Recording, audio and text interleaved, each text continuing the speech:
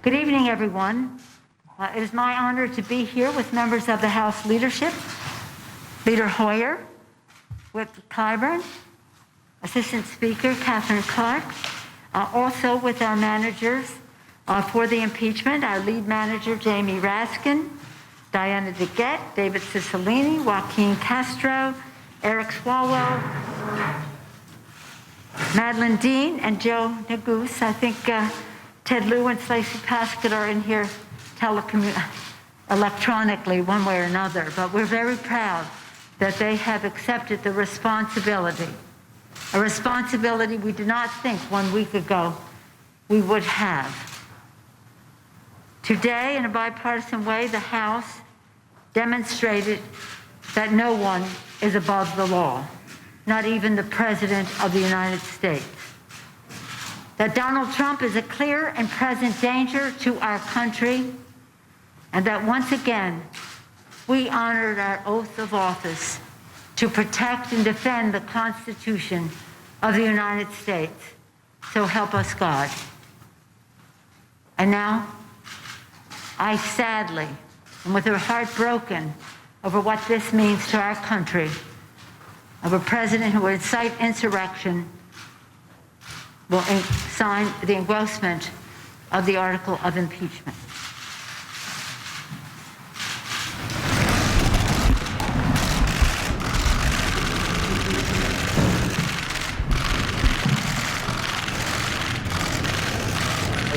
Signing and certifying the bill to make it official, the article of impeachment entitled Incitement of Insurrection. There you see it right there. So it's a done deal as far as the House of Representatives is concerned. That document now will be formally submitted to the U.S. Senate, where there will be a trial. It's unclear when the document will be sent to the House, and it's unclear when the Senate will then begin a trial.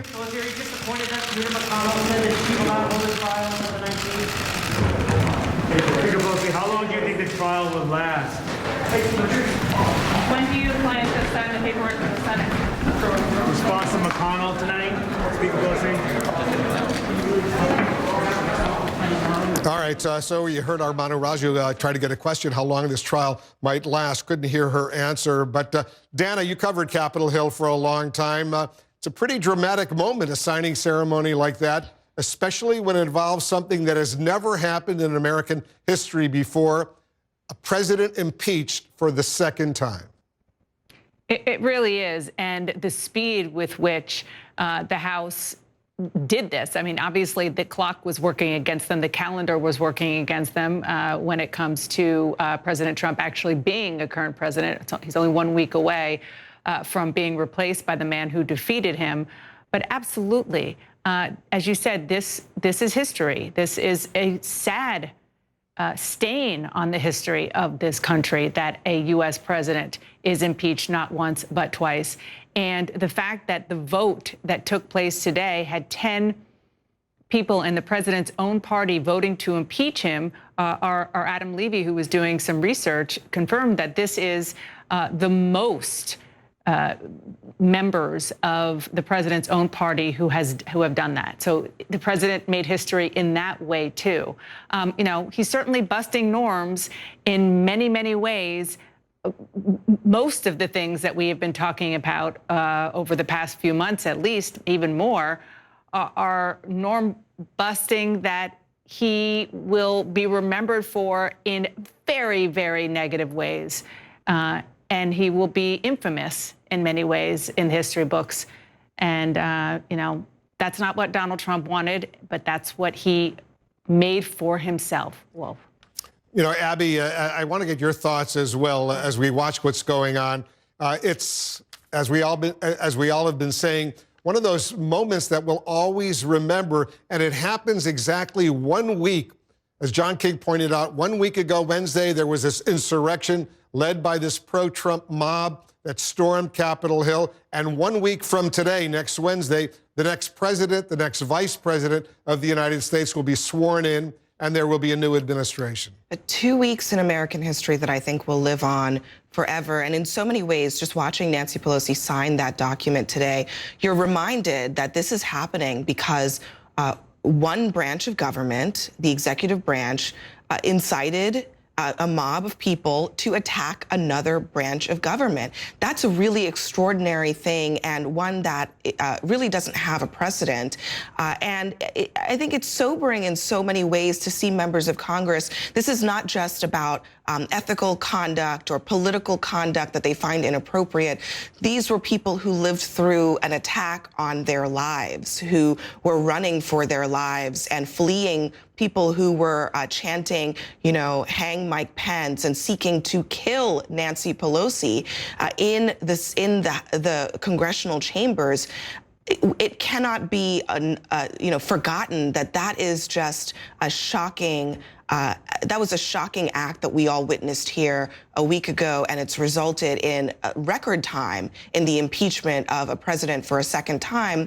And by this time next week, after Joe Biden is inaugurated, we'll be talking about what happens in the Senate and what this means for President Trump. I mean, in addition to the president being impeached a second time, the Senate has already said they're going to be deliberating whether to bar him from ever holding federal office again. So we're not done with the history here, Wolf. I think there's so much more to come in terms of the ways in which, you know, President Trump has forged a really unprecedented path and cemented his place in American history, but not in a good way. You know, and Dana, what's pretty amazing and very sad is that, yes, there were 10 Republican House members who voted in favor of impeaching the president, but there were others who really wanted to do so, but they were scared. They were scared of threats that they were receiving to themselves and to their family. They worried about that, and as a result, they decided not to vote in favor of impeachment. That's a pretty frightening thing to think about.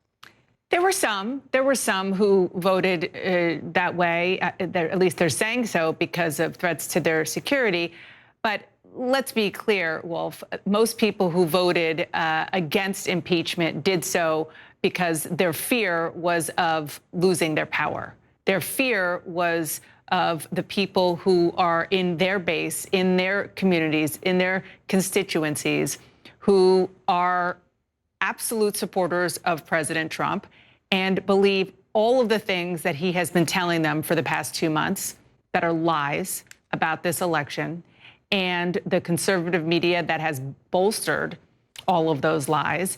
And they were scared of voting in the way that would elicit a primary from the right and them losing their seat. And that's why we saw in the speeches that were made, in some of them quite courageously, saying that they understand the politics I just described. And they voted yes because they felt it was the right thing to do.